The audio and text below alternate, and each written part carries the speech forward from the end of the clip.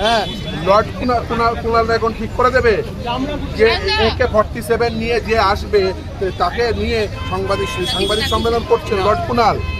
ফলে এই লর্ড কুণালদের বিরুদ্ধে এরা বুঝতে পারছে না যে কতটা উঠতে হয়। উড়ার তো একটা সীমা থাকে, তার সীমার বাইরে উড়ে গেছে, ওখানে হাওয়া টাওয়া নেই, এবার ঝপ করে পড়ে। 47 বালাদের সাথে কে সাংবাদিক সম্মেলন করেছে? কুণাল ঘোষ। পুলিশ এখনো AK-47 বালাকেও গ্রেফতার করেনি, কুণাল ঘোষকেও গ্রেফতার করেনি। আমরা শুধুমাত্র দেখছি কতটা বাড়তে পারে। পুলিশের ভূমিকা নিয়েও কি প্রশ্ন উঠছে না?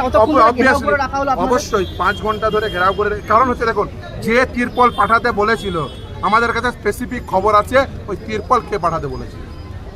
তিরপল পাঠাতে বলেছিল 14 তালা, আর সেটা এক্সিকিউশন করেছে কুণাল ঘোষ। 14 তালা তিরপল পাঠাতে বলেছে, এক্সিকিউশন করেছে কুণাল ঘোষ। একই জায়গা থেকে ছবি প্রিন্ট আউট হয়েছে, যেখান থেকে জাস্টিস রাজাশেখর মান্তার ছবি প্রিন্ট আউট হয়েছে, সেই একই জায়গা থেকে জাস্টিস বিশ্বজিৎ বসুর ছবি প্রিন্ট আউট। পুলিশকে খোঁজ করে বের করতে হবে, আর পুলিশ যদি খোঁজ করে না বের করে, সব কিছুরই ব্যবস্থা আছে। যেমন ব্যবস্থা হয়েছে দেখুন, পুলিশ তো এখন ইনভেস্টিগেশন করবে পুলিশের উপরে।